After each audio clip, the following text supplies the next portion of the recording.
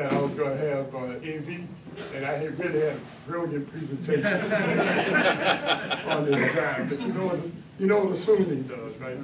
Yeah. So every man in my family had tools. As the firstborn in the generation, I learned from all of them. My first tool job was with my father at 12 years old, doing unlicensed electrical work, installing 220-volt lines for the latest craze window air conditioners. Y'all remember that? Yeah. Everybody had to get a 220 line run. It was always on the outside wall, so my job was to crawl into that little space, because I was 12, drill that hole, and he paid me for it. But it was illegal. About 2 years later, because I guess that those experiences, my brother and I provided all of the labor to repair my mom's house after Hurricane Betsy. Now the thing to note was I was only 14 years old, but had the skills to repair my mother's house because I learned how to use tools. We did it all. Later in 19, after my car blew a piston in Illinois while I attended Air Force Tech School in electronics, my Uncle Bill in Chicago directed me through the rebuild of my car's engine. Once, as I reached around the other side of the crankshaft to put a bolt in the hole, he remarked, he said, "Lloyd, you have eyes in your fingers." And as soon as he said it, I realized he was telling the truth. Part of my visual cortex was connected to my fingers, and if I closed my eyes, I could see what my hand was doing. Lots of you have had that similar experience. And I make that point because humanity doesn't rule the planet because of our brains. Humanity rules the planet because we can manipulate it. Right. We can use tools. We can use tools. And ladies and gentlemen, we are putting young people on the street after high school who have never used a tool in their life. Don't know how to use a tape measure. Don't know how to measure anything because we've allowed educators to contrive this all academic education that is not serving our children well.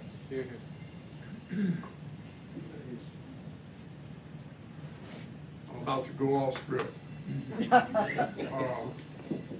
So you know I work in the Silverback Society. We work with 12, 13-year-old boys.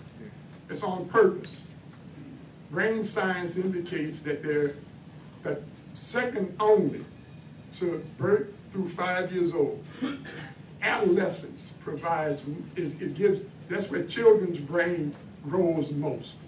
Second only to one birth to 5 years old. It is our last opportunity to actually shape the way young people's brain is formed. Because I just want to challenge you, look at an 11-year-old boy's head, it's about that big. Look at a 16-year-old boy's head, it's that big. While that is happening, we have an opportunity to train kids in ways that their hands will connect to their brains that we may not have when they're 25 years old. I had a nice picture of the vascularization in my two hands. And my point was that there's blood vessels in this hand that don't even exist in this hand. And because I learned to use tools young.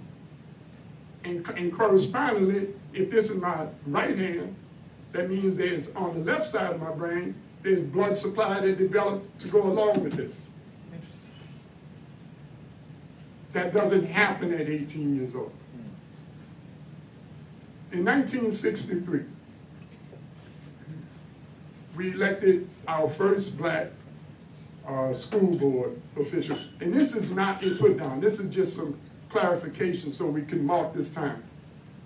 Who immediately proceeded to dismantle vocational education in our schools because he thought that it was a way of tracking black kids away from academics. Now his reason was good, but we've done a lot of awful things for the right reason. And I just want you to consider that back in the 60s, we had poverty. We had single mothers. But we didn't have kids running around killing each other, or killing us, or stealing from us, which, by the way, is kind of our fault, too. You know, a young man who didn't have skills used to be able to sell weed. Now you sell it in the store. Young man who didn't have skills used to be able to sell dope to dope addicts. Now Walgreens got that business. The pill doctors in Walgreens. So now we literally have children that if they don't have skills, if they don't have marketable skills, the only way they can get money is stealing. We can change that. We can do something now that within 6 or 7 years will eliminate that. Just by making sure that in middle school, see, that's where it was. How many of you went to industrial arts class? Didn't hurt you, did it? No. Didn't stop you from getting an education, did it? It probably allowed some of you to work your way through school at a higher rate than waiting tables. So what I'm asking you to do is join me and others. I'm meeting some bar rooms with some folk who are also willing to pick up this mantle. I need your political will to make sure that the state legislature passes a law requiring that all school boards in the state of Louisiana require that kind of manual training for children in middle school.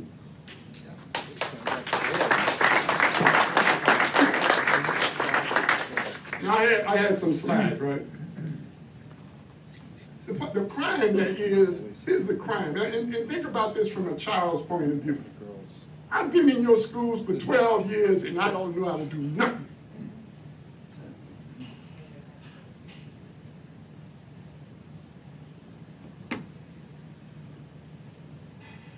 Can you blame the child? His parents don't know. Moynihan did it. I don't know how many of you remember the Moynihan wrote 8 Generations Grow Up. It was a study in '63 where he predicted this. I remember it. He predicted that little boys and little girls that grew up in homes that don't have a male influence and the support of a male, that's important. Now the money counts. The money counts. Will end up in this cyclical thing where several generations down, they don't even know how to do nothing. I have a niece that's just learning how to cook at 30 years old.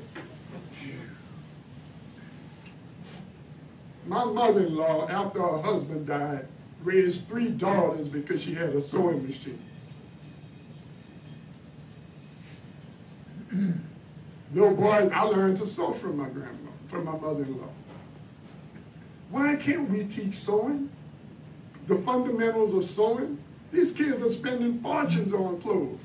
And some of them have odd shapes. That's where my mother-in-law made her money, sewing for people with odd shapes. In Louisiana, we got a lot of people with odd shapes. Oh, yeah. That's opportunity. That's opportunity. She doesn't need a child to do that. I had another picture of a young man who helped me put up my fence. He just happened to be my grandson. But the boy can use a crosscut saw. He can measure to within 1/8 of an inch. And he knows how to use that power drill I bought him. What if you didn't have somebody to teach you that? There's a whole basketball court of kids across the street from my house. Probably none of them would be able to help me because they don't know how to use a ruler. You know, children don't know how to read a ruler.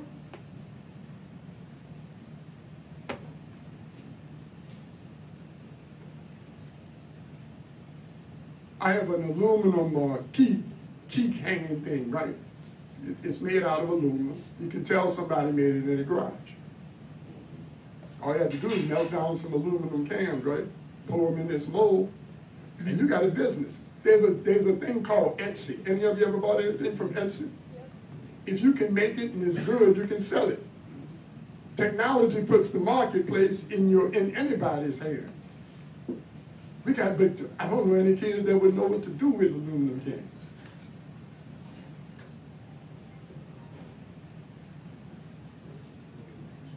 I had a cute picture of my granddaughter sitting behind her birthday cake.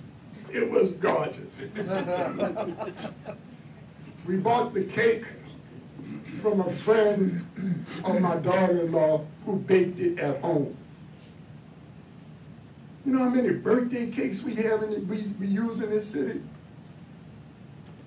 If a little girl knew how to bake, she could make money. If a boy knew how to bake, he could make money. If a boy knew how to sew, he could make money. If he could use a hammer, he could make money. They don't even teach kids how to measure.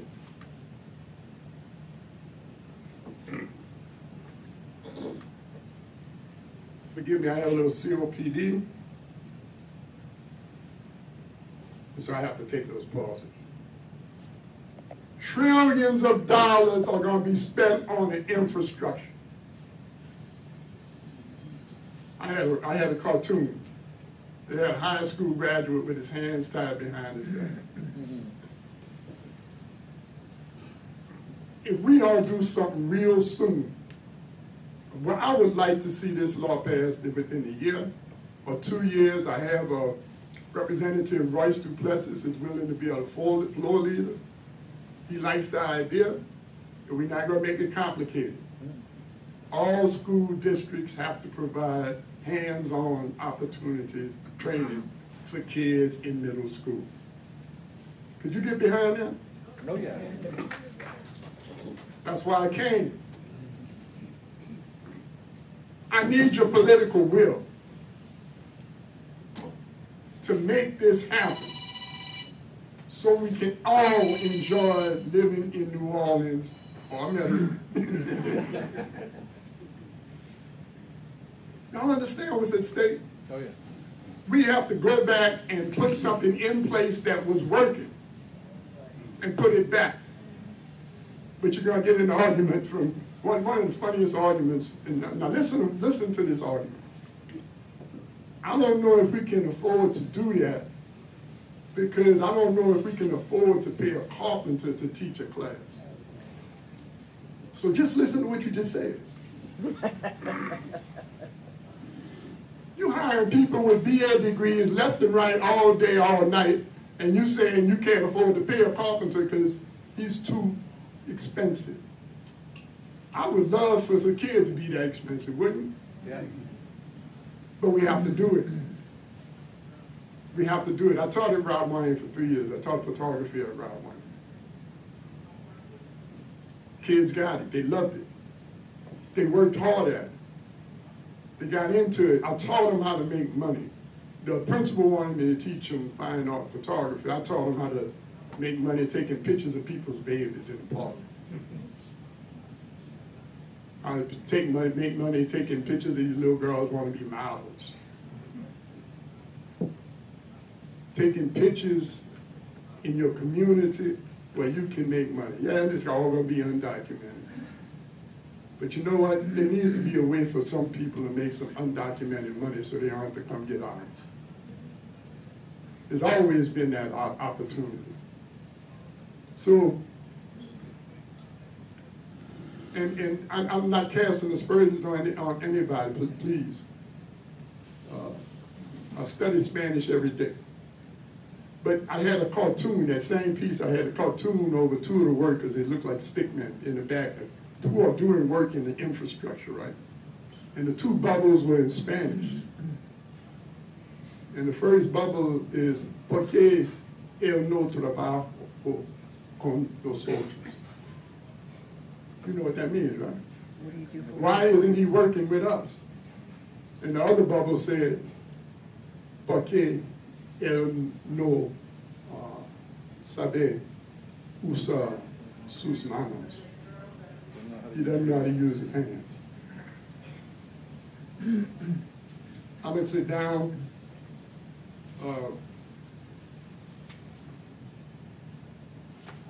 All I'm looking for in the law is all school boards must provide basic hands-on material, measurement, handling, and process training in the crafts to all middle school age children.